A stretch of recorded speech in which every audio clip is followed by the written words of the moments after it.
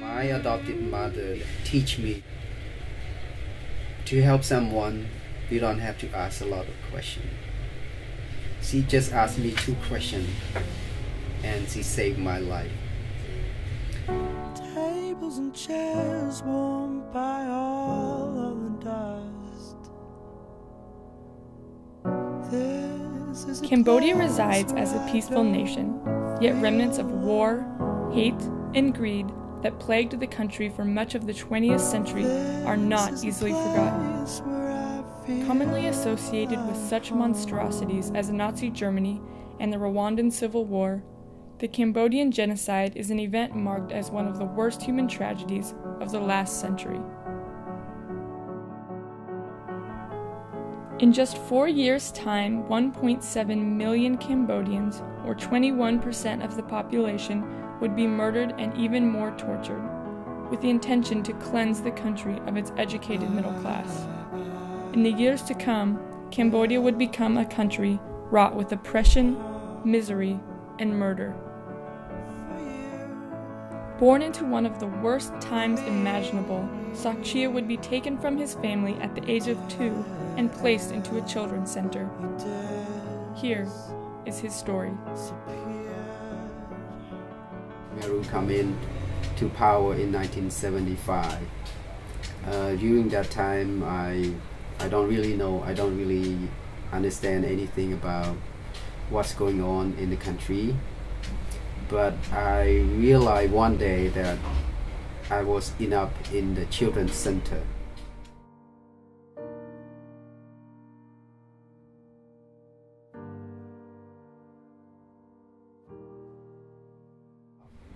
I look around, I don't see anybody. I don't see my mother, I don't see my father, I don't know where they gone.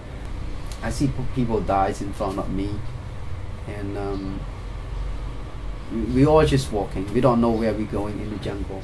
We hear the gun over there, we hear the fighting over there, we go the other direction.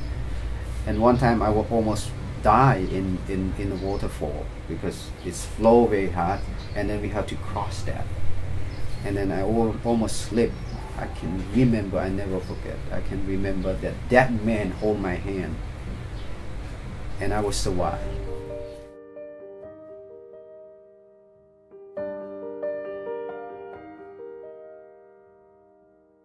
Just stand under the tree and the rain just came down but not very strong.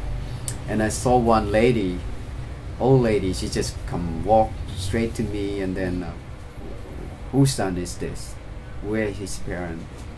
And they said they don't know, and I just walked with them.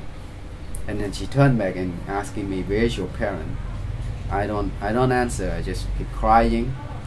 And then she just put herself down and grabbed me and hold me and told me, and she also cried during that time.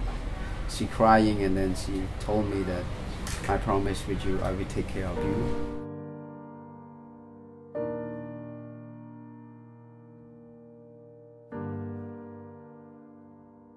At the beginning, they allowed me to go to school. When I was 8 years old, they allowed me to go to school.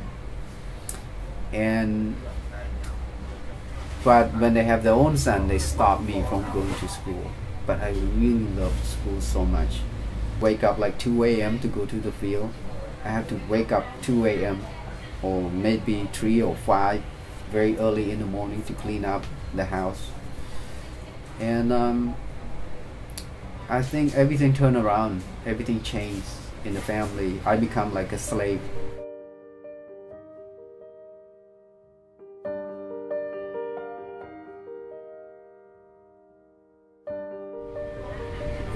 The family was very poor. It's very poor. Sometimes we don't have enough meal for everybody. But their heart was so kind. He said, you continue your school.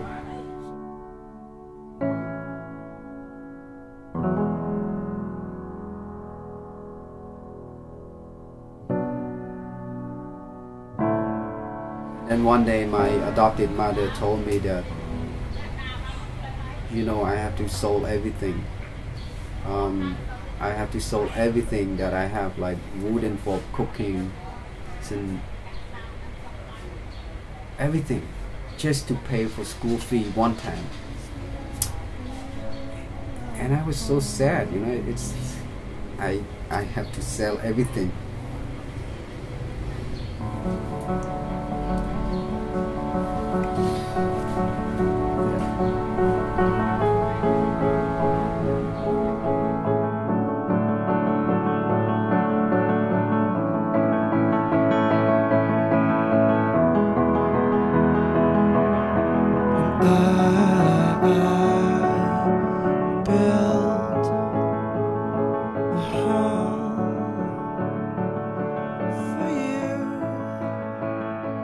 So blessed after all. I have everything. I have friends, I have job, I have foods, I have families. Then I start to think about my village. And when I go back to my village, I look at where I'm sitting in the school, I look at the school building, I look at the teacher that used to teach me, I look at everything. It was sad for me, because after many years, after 15, 20 years, it's still the same, even worse. But I said I will do something. Then I talked to my director. He gave the money, $1,000. Say, Sokchea, you just do whatever you want to do. And then I told him that I see the children in the village. With this much money, we can do a lot in the village. And he said, yes, go ahead and do something. So I start the STEP project. STEP continues to positively impact the school by improving teachers' salaries, teacher training, curriculum, teaching materials, and upgrading school facilities. The community has not only embraced the changes, but now understands and appreciates the value of higher education. All in all, STEP currently works with 56 teachers and almost 1,300 students. Recent research has shown that enrolling children in school by the age of 5 makes them 10 times more likely to perform well on national exams at the primary school level. With this in mind, STEP has started to make early education a priority as they move forward. The school that Construction for Change will build this coming summer will provide exactly that, a place for younger children to come, learn, and get a head start in life. The teachers are in place, the children are ready to attend, all that is needed is the building.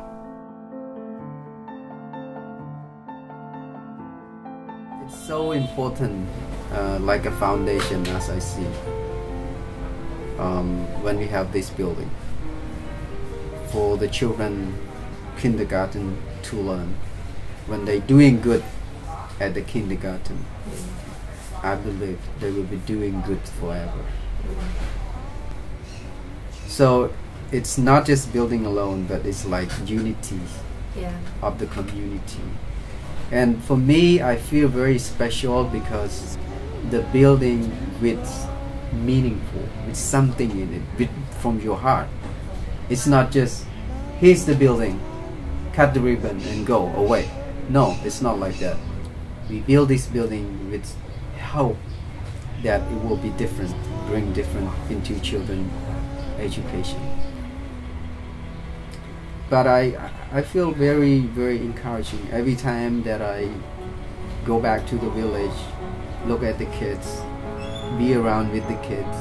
My adopted mother that adopted me from the street teach me for, I think, a good lesson to me that to help someone, you don't have to ask a lot of questions.